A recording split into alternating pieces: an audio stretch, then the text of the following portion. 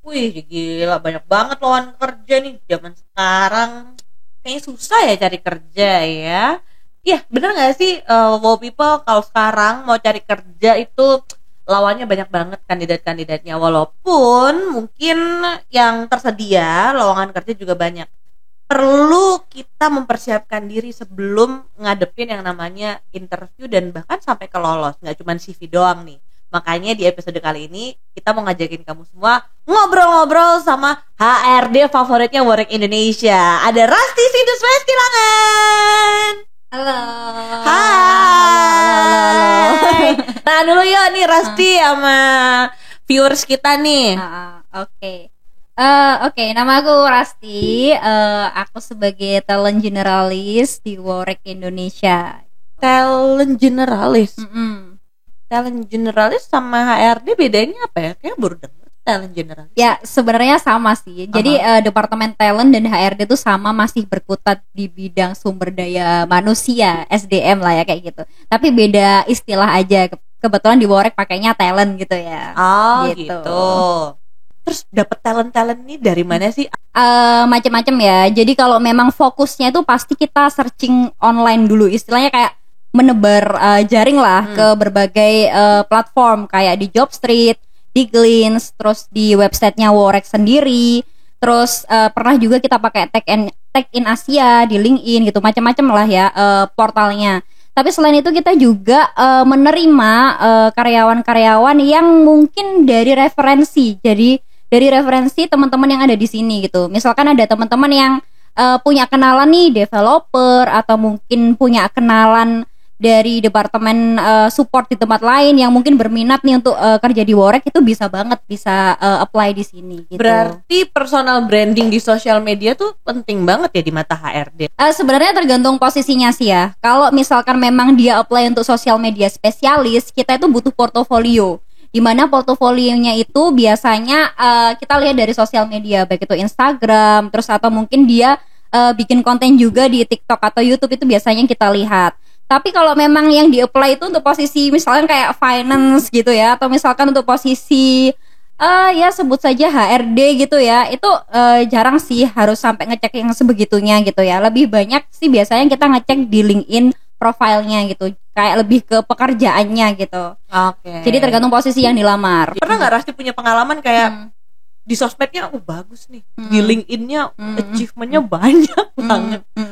Ternyata pas di interview zong gitu kan, atau mungkin pas udah diterima nggak perform gitu. Pernah nggak?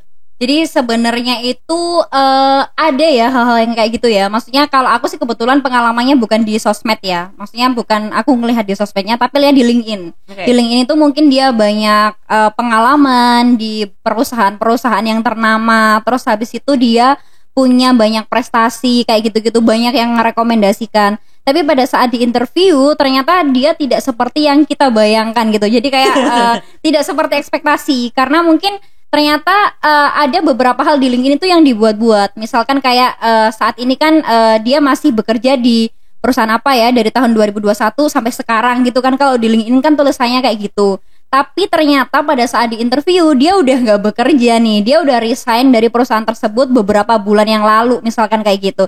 Jadi kayak ada hal-hal yang ternyata di luar ekspektasi. That's why kita tuh perlu interview yang detail kepada kandidat, dan kita tuh nggak boleh hanya terpesona dari LinkedIn-nya aja gitu, karena LinkedIn itu kan bisa dibuat ya. Yang nggak bisa dibuat itu pada saat kita interview, terus habis itu kita tanya-tanya detail, dan kalau perlu kita minta surat referensi kerja dari perusahaan sebelumnya. Itu yang nggak bisa dibohongin kayak gitu sih. Nah itu kadang kan di LinkedIn pekerjaannya paragraf bab-babnya dibuatnya semenarik mungkin ya bahasanya.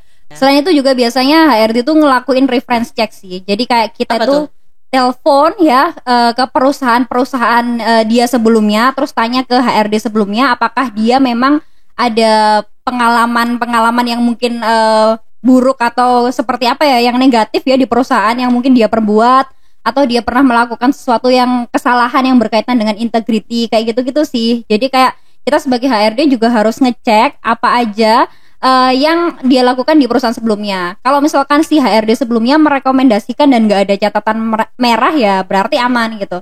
Udah lama ya jadi HRD ya, Rasti? Udah berapa lama? Ini tahun ke berapa ya? Ke-6 sih kalau nggak salah. Ke-6 ya. Wow, dengan berbagai suka dukanya nih ya. Nanti sebelum kita cari tahu dan tahu suka dukanya Rasti di dunia HRD kayak gimana, mendingan kita coba noleh ke belakang dulu Rasti. Nah, itu ada Monkey ya, ada Monkey. Kita mau main game. Nah, di game kali ini kita tuh punya kebiasaan kalau di luar Indonesia itu suka kasih yang namanya karma point. Nah, kita mau kasih Rasti sebuah karma point berdasarkan bola yang dia lempar ke monyet ini ya. Tapi harus nanti kalau udah lempar kita mau kasih pertanyaan this or that. Oke? Sudah siap Rasti? Oke, siap. Siap ya. Ayo. Tolong jangan yang tengah ya. Habis nanti karma point. Ya diusahakan kalau gitu. Yuk, percobaan pertama lempar dulu. Oke. Untuk 60 karma pertanyaannya. Pilih nge-ghosting kandidat atau di-ghosting kandidat? Di ghosting kali ya. Kenapa? Ya karena kalau misalnya nge-ghosting kasihan diharap-harap cemas. Kalau misalkan kita yang di ghosting ya udahlah cari lagi bodo amat.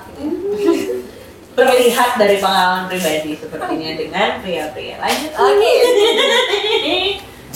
Oke, untuk 10 poin karma. Pilih generalis atau spesialis? Generalis. Kenapa? Karena aku gampang bosen. Kalau spesialis kan satu aja ya. Kalau generalis itu bisa ganti-ganti gitu kan. Oke, jadi bisa menguasai banyak hal. Ya, betul. Oke. Yang terakhir.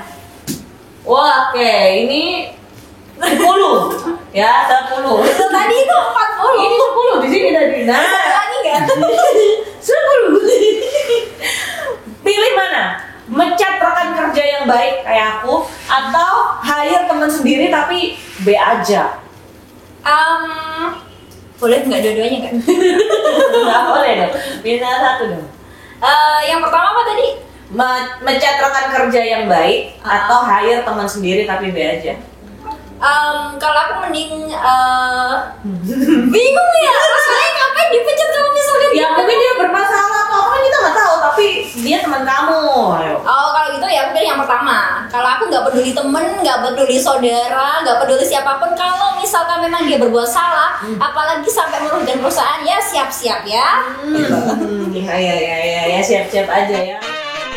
Ras, kan kamu tadi udah sempet lah kita main game, kamu juga udah 6 tahun ya kan di dunia HRD.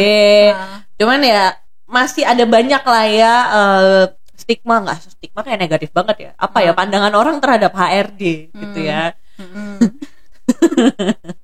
Itu bener nggak kayak ghosting ini ya setiap lini kehidupan jangan. Ya tergantung sih sebenarnya. Kalau kita sendiri ya, kita itu walaupun udah jadi HRD, kita itu pernah jadi kandidat, dan pada saat kita jadi kandidat dan di ghosting nih sama HRD dari perusahaan-perusahaan itu kan kita juga rasanya nggak enak ya. Maksudnya kayak harap-harap cemas, gimana sih ini lanjutnya keterima atau enggak, terus kalau misalkan memang keterima ini startnya kapan, kalau enggak itu kok nggak ada kabar, kayak gitu kan nggak enak. Dan sebelum aku jadi seperti sekarang juga aku sering banget gitu loh di ghosting sama perusahaan-perusahaan sebelumnya gitu. Udah sampai tahap interview user tapi kok nggak ada kabar, itu juga sering. Nah kalau dari aku sendiri sih aku nggak terlalu suka untuk ngeghosting kandidat ya, karena gimana pun kandidat itu harus diberikan kepastian kalau misalkan dia nggak diterima kayak gitu. Kalau aku sendiri selalu memberikan regret letter kepada kandidat kalau misalkan kandidat itu nggak diterima nih di posisi yang dilamar kayak gitu sih, sehingga kandidatnya tuh nggak harap-harap cemas gitu loh. Kalau misalkan memang nggak keterima ya udah gitu, kita kabarin aja. Itu lebih baik daripada si kandidat ngarep ya, tapi ngarepnya itu nggak ada kepastian sampai kapan gitu loh. Pernah nggak sih ada ngalamin kayak aduh kasihan ya nggak sih, gimana ya jadi HRD tuh kok kayaknya harus profesional antara simpatik, empatik, belum lagi mengelola diri sendiri pas ngadepin orang tuh, kamu gimana? Nah kalau misalkan memang kita harus nolak kandidat ya kita balik lagi, memang kita posisinya memang nggak butuh ya, walaupun kadang ada rasa kasihan atau kayak gimana, tapi pernah tapi ngalamin kayak gitu? Ya sering gitu, maksudnya kayak mungkin dia butuh banget kerjaan, terus habis itu banyak kandidat yang masuk tapi yang dibutuhkan itu cuma satu orang, sedangkan kayak ada kandidat yang kayak Bu saya tunggu kabar baiknya ya, maksudnya sampai kayak gitu kan. Nah, tapi balik lagi yang kita butuhkan tuh orang-orang yang memang kita kita yakini kalau dia tuh kompeten gitu loh. Kalau misalkan memang dia menurut kita belum cocok ya kita nggak bisa ngambil dia, walaupun memang kita dalam hati juga sebenarnya kasihan juga gitu. Dan untuk kalau aku sendiri, kalau misalkan aku untuk mengatasi ya capeknya interview sehari-hari itu, biasanya aku batasin sih. Tips terakhir dari Rasti buat yang nonton, gimana sih caranya biar kita bisa memikat HRD, tips and triknya gimana biar lolos lah interviewnya, atau paling enggak ya kelihatan oke lah pas interview. Kalau tips dan triknya sih mungkin jadi diri sendiri aja gitu ya, itu yang pertama. Karena kalau misalkan kita terlalu membuat-buat ya, maksudnya kayak itu kelihatan banget ya, itu kelihatan gitu loh. Jadi kayak dia terlalu show off tentang apa yang dia punya, terus melebih-lebihkan kemampuannya dia, itu kelihatan gitu loh. Apalagi kalau kita yang udah ribuan orang udah pernah kita interview sebelumnya gitu kan ya, dari bertahun-tahun yang lalu gitu. Sehingga kalau misalkan memang dibuat-buat itu kelihatan. Jadi lebih baik jadi diri sendiri aja, nggak usah dilebih-lebihkan, tapi jangan dibuat minder juga gitu loh. Jadi tetap percaya diri tapi nggak berlebihan. Dan kalau misalnya masih ada kekurangan ya diimprove aja. Ya bener, kalau misalkan memang bisa ya bilang bisa, kalau nggak bisa jangan mencari-cari alasan atau seakan-akan kamu tuh bisa gitu, padahal kamu nggak bisa gitu. Jadi kalau misalkan memang nggak bisa, mungkin bisa dijawab dengan, oh iya saya belum sampai ke situ Bu, tapi nanti kalau misalkan Ibu berikan kesempatan, saya bisa belajar lebih lagi tentang bab yang itu, kayak gitu sih. Kalau misalnya kamu pengen lihat tulisan-tulisannya Rasti, ada di Instagramnya Rasti, apa Rasti yang tempat kamu nulis itu apa tuh namanya? Oh ya itu di growthmind.id ya, .id. Jadi di situ tempat aku nulis berbagai macam pengalaman ya, baik itu tentang psikologi atau mungkin tentang dunia kerja gitu. Ya itu sebenarnya iseng sih ya. Tapi kalau misalkan mau di-follow juga nggak apa-apa. Oh, harus di-follow dong. Salah satu cara untuk mendekati Rasti adalah follow Growthmind ya. Thank you banget Ibu Rasti ya untuk kesempatannya, sungguh sebuah privilege sekali bisa ngobrol banget di platform Wowcast ini ya, berbagi pengalaman dan semuanya, semoga sukses ya kan. Capek saya ngomong sama dia udah 10 tahun lebih soalnya temenan. Yaudah ya, kita tutup aja ya. Ya oke. Kita kemana gitu kayak nyantai gitu kan ya. Dan buat kamu-kamu yang nonton, kita tunggu kamu di episode selanjutnya. Selalu tonton, nyalain loncengnya, subscribe di YouTube channel Worek Indonesia, dan follow semua sosial medianya. Dah.